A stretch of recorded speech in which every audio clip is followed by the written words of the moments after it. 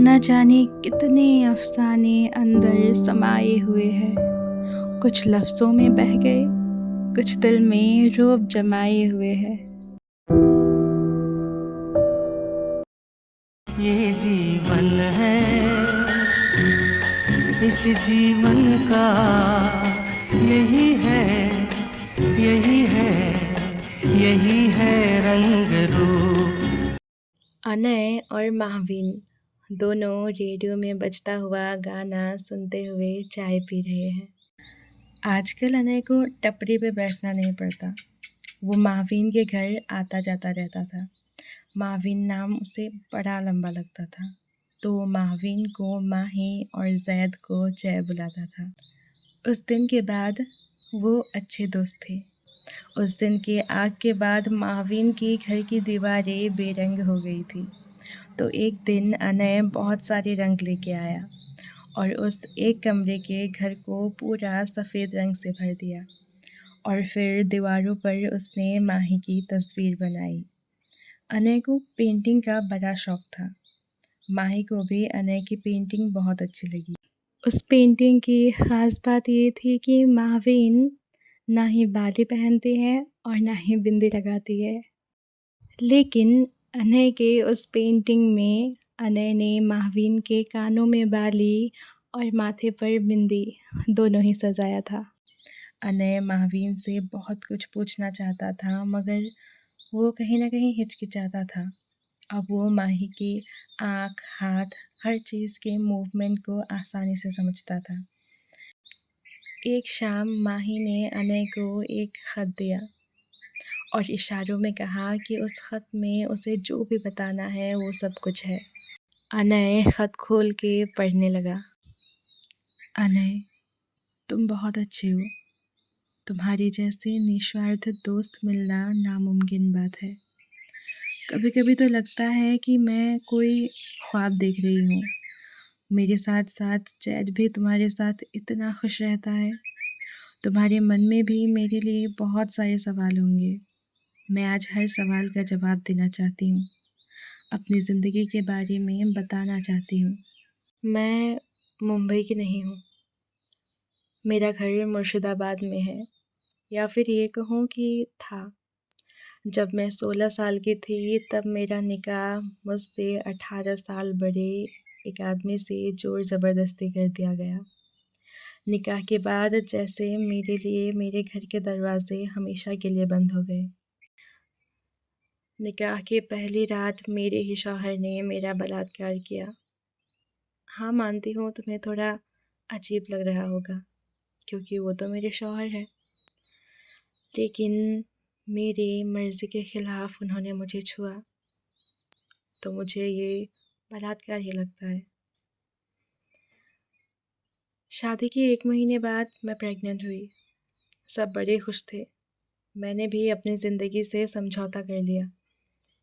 पर फिर एक दिन किसी बात पर मेरे और उनके बीच लड़ाई हो गई और तब मैं 8 महीने की प्रेग्नेंट थी। गुस्से में मेरे शौहर ने मुझे धक्का दिया और मैं गिर गई। इतने ज़ोर से लगा कि ब्लीडिंग शुरू हो गई और मुझे ऐसे देख के मेरे शौहर ही मुझे हॉस्पिटल ले गए। वहाँ पता चला मेरा बच्चा नहीं रहा और मैं शायद अब कभी माँ नहीं बन सकती। तब मैं महज़ 17 साल की थी। मेरे शौहर दूसरा निकाह नहीं करना चाहते थे, क्योंकि उन्हें लगता था कि वो मुझसे प्यार करते हैं और उनका विश्वास था कि एक ना एक दिन मैं भी उन्हें उनका वारिस दे ही दूँगी। उनके इसी विश्वास के साथ हमने 5 साल बिता दिए। कहते हैं वक़्त हर ज़ख्म को भर देता है। मेरे भी दिल पे उस दिन बहुत बड़ा ज़ख्म लगा था और उस ज़ख्म को लगे हुए भी अब 5 साल बीत चुके थे। लेकिन पता नहीं क्यों मैं उस रात के झगड़े को कभी भूल नहीं पाई और ना ही शौहर के साथ उनके इस रिश्ते के बोझ को सह पाई। मैं तब करीब 23 साल की थी जब मैं पहली बार मुंबई आई अपने शौहर के साथ और फिर अपने घर लौट गई। मगर इस बार घर लौटते ही मेरे शौहर ने दूसरा निकाह कर लिया। अपने शौहर से मोहब्बत नहीं करती थी, मगर उनकी बेगम होने के हक के ज़रिए ज़िंदगी बीत जाएगी ये सोचती थी, मगर अब वो भी मुझसे छिन गया। और बुरा मुझे उस नई बेगम के लिए भी लगा था जो आई थी नए ख्वाब लेके। न जाने कितने सारे ख्वाब थे उसके भी। फिर करीब 1 डेढ़ साल मैंने उसी घुटन में बिता दी। बाहर से ज़िंदा दिखती थी लेकिन अंदर ही अंदर मर रही थी। बाकी किसी से नहीं बनती थी मगर मेरे शौहर के अब्बू या फिर मेरे ही अब्बू कह सकती हूँ मैं उन्हें, वो मुझसे बहुत लाड करते थे।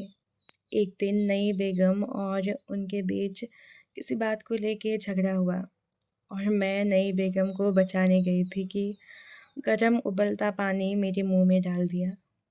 मेरा पूरा मुंह जल गया। डॉक्टर आए, दवा दी, कुछ दिनों में तबीयत ठीक हुई।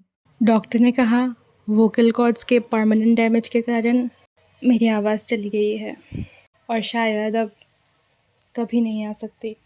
कुछ दिन बाद अब्बू ने हाथ में कुछ पैसे ज़रूरत के सामान दिए और कहा भाग जा। बहुत रोई मैं उन्हें पकड़ के और घर छोड़ के निकल आई यहाँ। फिर सिलाई का अपना काम शुरू किया। उससे कुछ पैसे कमाती थी और ज़रूरत थोड़ी बहुत पूरी हो जाती थी। फिर उसके साथ साथ टिफ़िन सप्लाई करने लगी। यहाँ आने के बाद पता चला कि मैं प्रेग्नेंट हूँ। प्रेगनेंसी के 9 मंथ मैंने अकेले काटे हैं। हाँ, डिलीवरी के वक्त मेरे साथ काम करने वाले कुछ दोस्त थे मेरे पास और अब देखो वही ज़ैद 2 साल का हो गया है।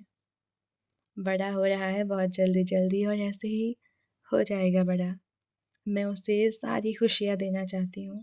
अनय ख़त पढ़ रहा था और उसके पास ही माविन बैठी थी। ख़त के ख़त्म होते ही अनय की आंखें भर आई और साथ ही माविन भी रो पड़ी। अनय ने अपने एक हाथ से माविन के सर को सहलाया और दूसरे हाथ से उसके आंसू पोंछे। ये न सोचो इसमें अपनी हार है कि जीत है, उसे अपना लो जो ही जीवन की रीत है। ये जिद छोड़ो यूं ना तोड़ो, हर पल एक दर्पण है। इतने में दरवाजे से आरज़ू की आवाज़ आई। अनय जी, आप यहाँ क्या कर रहे हैं? थोड़े गम हैं, थोड़ी खुशियाँ, यही है, यही है, यही है छाँव धूप, ये जीवन है।